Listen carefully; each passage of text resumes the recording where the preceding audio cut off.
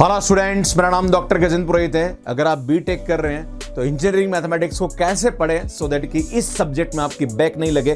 काफ़ी सारे स्टूडेंट्स के कमेंट आते हैं कि सर मेरी बैक लग गई और मैं आपके यूट्यूब से वीडियोस देख रहा हूं। तो मैं आपको बताना चाहूंगा कि अगर आप अपने बीटेक के दौरान इन सब चीजों को करें तो आप आराम से इस सब्जेक्ट में अच्छा स्कोर कर सकते हैं। और क्या ऐसी चीजें हैं जो कि आपको बीटेक के दौरान करनी चाहिए, ये मैं बताने की कोशिश करूंगा। और अल्टीमेटली स्टूडेंट्स की सबसे बड़ी प्रॉब्लम यहां होती है कि जब भी बच्चा बीटेक कर रहा होता है तो एग्जाम से पहले पढ़ाई करता है। नॉर्मली हम लोग भी अपने यूट्यूब के एनालिटिक्स को देखते हैं तो भैया जैसे ही एग्जाम आ रहा होता है बच्चा कहीं ना कहीं पढ़ना चालू कर देता है, बाकी स्टार्ट में पढ़ता ही नहीं। कहीं ना कहीं कंसिस्टेंट स्टडी बहुत ज्यादा रोल प्ले करती है यहाँ पे। अगर आप अपने सब्जेक्ट में अच्छा स्कोर करना चाहते हैं, मैं इंजीनियरिंग मैथमेटिक्स की बात नहीं कर रहा हूं, ये सभी सब्जेक्ट के लिए ट्रू है। पर हाँ, इंजीनियरिंग मैथमेटिक्स में अगर अच्छा स्कोर करना चाहते हो और अगर आपकी बैक नहीं लगे तो आपको क्या करना चाहिए, ये मैं आपको बताने की कोशिश करूंगा। सबसे पहले start with the basics of the topic. कहीं ना कहीं बच्चा इंजीनियरिंग मैथमेटिक्स पढ़ रहा होता है तो उसकी जो 11-12 के कंसेप्ट होते हैं, जैसे डिफरेंशिएशन है, इंटीग्रेशन है, कुछ सेट्स के कंसेप्ट होते हैं, तो कहीं ना कहीं ये जो कंसेप्ट है ये आपको 11-12 की जो बुक्स है उनसे आपको पढ़ लेने चाहिए। जो इंपॉर्टेंट फार्मूलेज हैं वो उनको आपको लिख के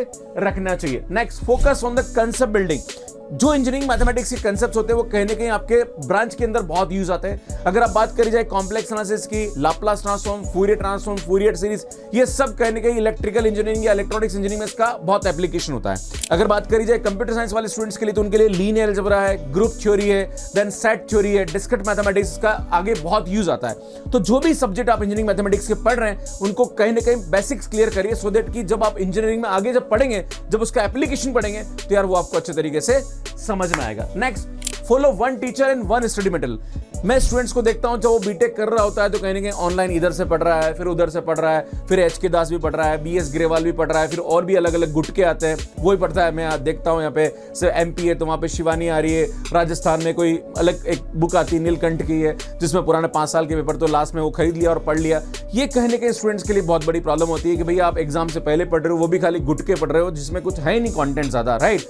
तो कहीं ना कहीं आपको ये ध्यान देने की जरूरत है। अगर आप इंजीनियरिंग मैथमेटिक्स को पढ़ रहे हैं तो बीएस ग्रेवाल और एच के दास को फॉलो करना चाहिए। और अगर आप ऑनलाइन की बात करें तो अगर आपको हमारा कंटेंट अच्छा लगता है तो हमसे पढ़िए, किसी और का कंटेंट अच्छा लगता है उससे पढ़िए, पर कहीं ना कहीं किसी एक को फॉलो करिए सो दैट क्या उससे आपका समय खराब नहीं होगा। Next, try to solve lot of questions. इसमें जो भी हम लोग, मान लीजिए आप हमारे YouTube से पढ़ रहे हैं और आप यहाँ पे असिम्पटोट पढ़ रहे हैं या कर्वेचर पढ़ रहे हैं या कर्व ट्रेसिंग पढ़ रहे हैं, आपने कंसेप्ट पढ़ लिया, उसके बाद जो भी आपकी बुक है, जैसे आपके पास एच के दास या बीएस ग्रेवाल है, उसके अनसॉल्व क्वेश्चंस को खुद से ट्राई करिए। अगर आप ट्राई करेंगे तो कहीं ना कहीं आपको कॉन्फिडेंस आएगा। स्टूडेंट्स क्या करता है, यूट्यूब से वीडियो देखता है, उसके नोट्स बनाता है, एग्जाम में लिख के आ जाता है, मतलब प्रैक्टिस नहीं करता। अगर मैथमेटिक्स में अच्छा स्कोर करना है तो भैया खुद से एक बार क्वेश्चंस को ट्राई करना पड़ेगा।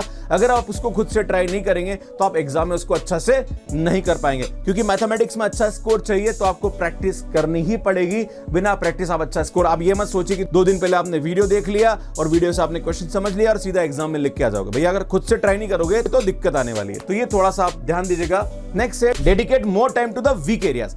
एक स्टूडेंट की बहुत बड़ी प्रॉब्लम यहां पे और आती है, इंजीनियरिंग मैथमेटिक्स का जो सिलेबस होता है, जैसे बात करी जाए मैथमेटिक्स 1 में तो वहां पे 5 यूनिट होते हैं। अब 5 यूनिट में हर यूनिट में डिफरेंट टॉपिक होता है, कहीं कॉम्प्लेक्स आ रहा है, फिर डिफरेंशियल आ रहा है, फिर इंटीग्रल कैलकुलस आ रहा है, फिर डिफरेंशियल कैलकुलस आ रहा है, फिर टीचर डायनामिक्स आ गया।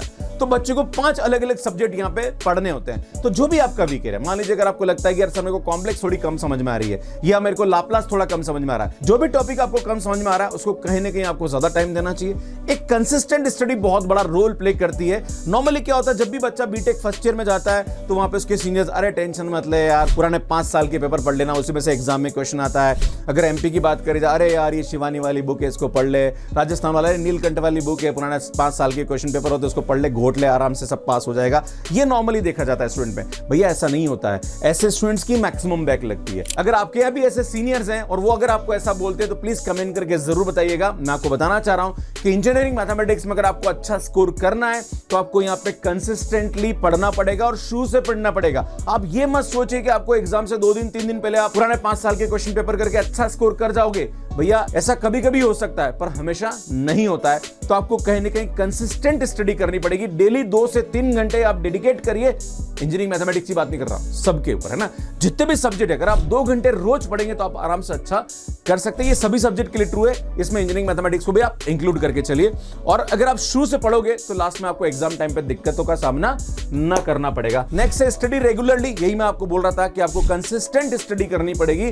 अगर कोई भी स्टूडेंट इंजीनियरिंग के दौरान अगर 2 घंटे रोज अगर अपने सब्जेक्ट पे काम करता है तो उसके बेसिक्स भी क्लियर होते हैं और जो भी कंसेप्ट्स के फ्यूचर में यूज आ रहे हैं उसके लिए भी उसको दिक्कत नहीं आती है। एग्जाम टाइम में भी उसको कहीं प्रॉब्लम का सामना नहीं करना पड़ता है। यार यही सब बातें मैं आप सभी को बोलना चाह रहा था। बाकी हमारे YouTube पे हमने बीएससी और बीटेक से रिलेटेड काफी सारा कंटेंट हम अपलोड कर रहे हैं और खास करके हर संडे को मैं कहने के बच्चों को बताने की कोशिश करता हूं, मोटिवेट करता हूं कि आप अपने बीटेक और बीएससी के दौरान ऐसा क्या करें सो दैट कि आपको फ्यूचर में प्रॉब्लम ना हो। यही मेरा उद्देश्य है। अगर आप CSIR नेट गेट या IITJEM एग्जाम की तैयारी करना चाह रहे हैं तो हमारी जो वन शॉट सीरीज है उसको यहां जाके देख सकते हैं। अगर आप गेट एग्जाम या CSIR नेट एग्जाम की तैयारी करें, अपना जनरल एप्टीट्यूड बेहतर बनाना चाहते हैं तो यार यहां जाके मेरे वीडियोस को देख सकते हैं। हमारा जो एप्लीकेशन है जहां पर CSIR नेट गेट और IITJEM का कोर्सेज अवेलेबल है वो यहां पे जाके डाउनलोड कर सकते हैं और यहां जाके हमारा चैनल को सब्सक्राइब कर सकते हैं। आपको ये वीडियो कैसा लगा प्लीज कमेंट करके जरूर बताइए, लाइक करिए, शेयर करिए और चैनल को जरूर सब्सक्राइब करिए और कंसिस्टेंट स्टडी करते रहिए। आपको कहीं प्रॉब्लम आने वाली नहीं है। Thank you so much.